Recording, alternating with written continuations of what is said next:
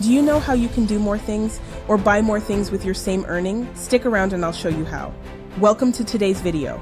I want to ask you something. Have you ever looked at your bank account and thought, where does all my money go? It doesn't matter how much you earn, it just feels like there's never enough. You want to do more, buy more, travel more, enjoy life more, but somehow your paycheck is always just enough to cover the basics. It's almost like your money disappears before you even get to enjoy it. But what if I told you that you could actually do more and buy more without needing to earn a single cent more? You're probably thinking, that sounds too good to be true, right? But it's not. Let me introduce you to Darren, someone who was in a very similar situation to many of us. Darren is a 35-year-old blue-collar worker, earning a solid $5,000 per month.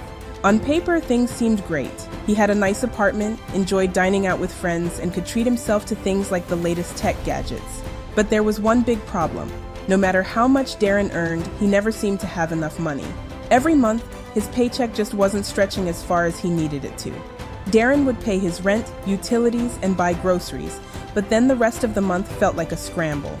He'd make impulse purchases on clothes, gadgets, or take his friends out for expensive dinners, and by the end of the month, he was feeling the pinch. Things came to a head one day when his car unexpectedly broke down, and the repair bill came out to $800. Darren had no emergency fund, so he had to put the repair on his credit card. It wasn't a huge amount, but Darren realized something critical. He wasn't preparing for the unexpected. Worse, he wasn't building his future. He was living paycheck to paycheck. Darren felt trapped in this cycle. Every month felt like he was working just to get by, not to actually move forward.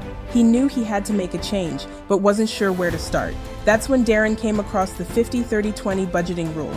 At first, he was skeptical.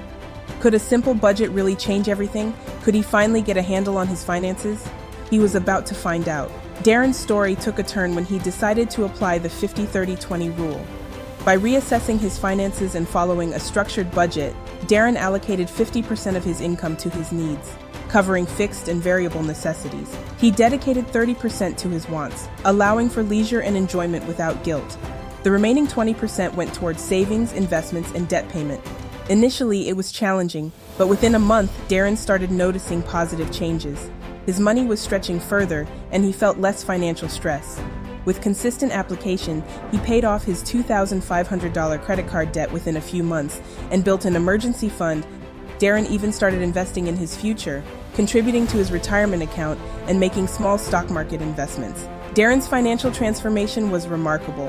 What happened next was nothing short of incredible. Darren felt more in control of his finances.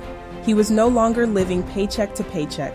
The financial stress that once weighed him down started to lift. Darren also began thinking long-term for the first time, setting money aside for retirement and investing in his future. He felt financially empowered. Darren's mindset shifted from surviving to thriving.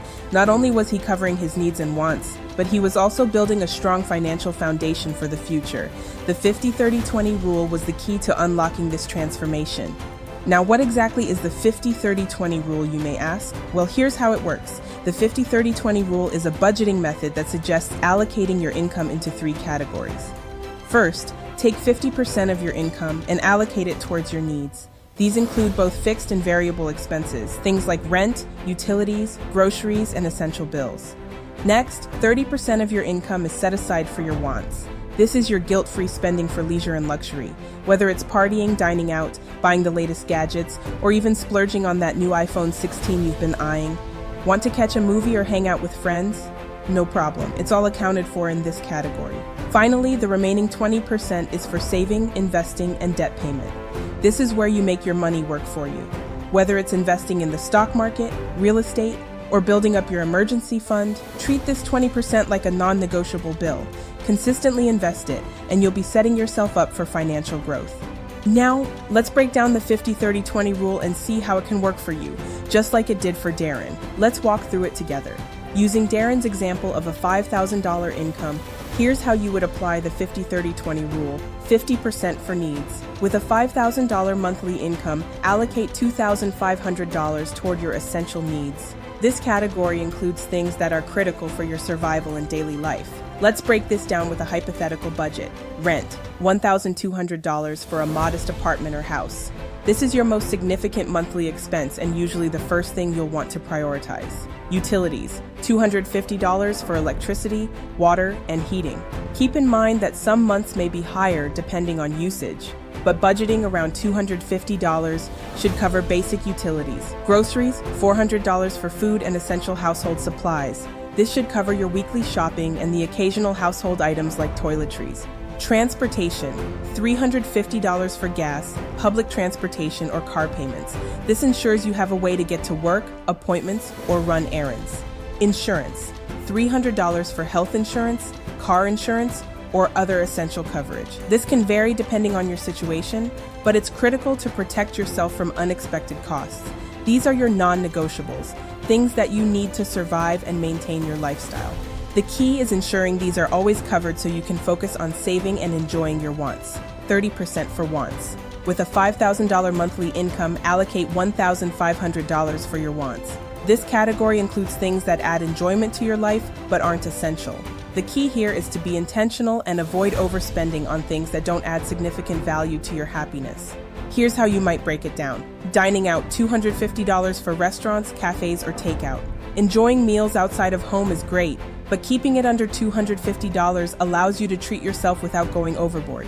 You can save by cooking at home more often and limiting eating out to special occasions or fewer times per week.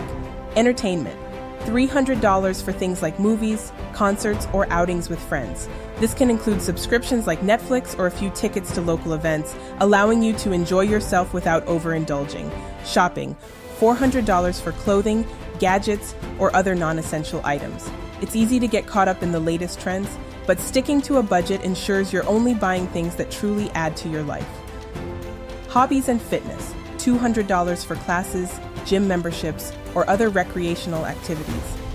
Investing in your health and happiness is important, but be mindful of spending on things that are truly enriching for your personal growth. Travel, $350 for occasional trips or weekend getaways. While you might not travel every month, it's nice to have some room in the budget for a short vacation or adventure when the opportunity arises. These are the things that bring joy and satisfaction, but the key is to avoid going overboard.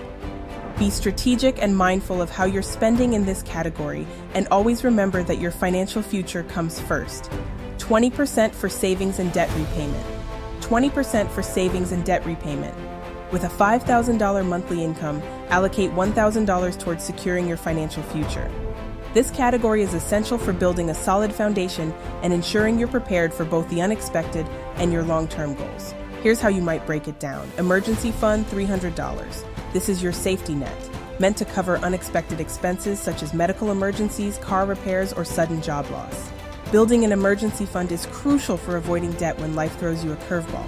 Debt repayment, $400. If you have high-interest debt, such as credit card balances or personal loans, prioritize paying these off first. Allocating $400 a month helps reduce your debt faster and lowers the amount you pay in interest over time, freeing up future income for other financial goals.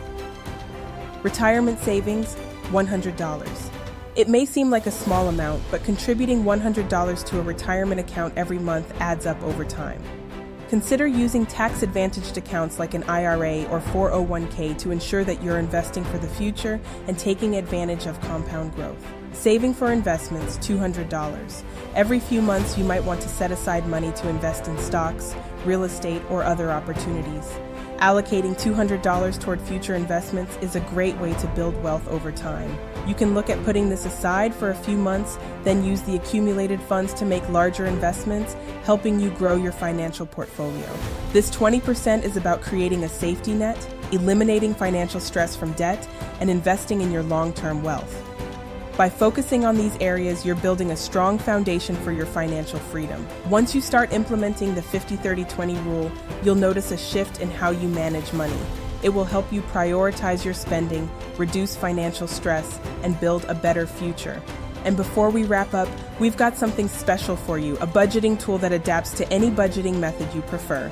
It's easy to use and will help you take control of your finances. You can try it out by clicking the link in the description below.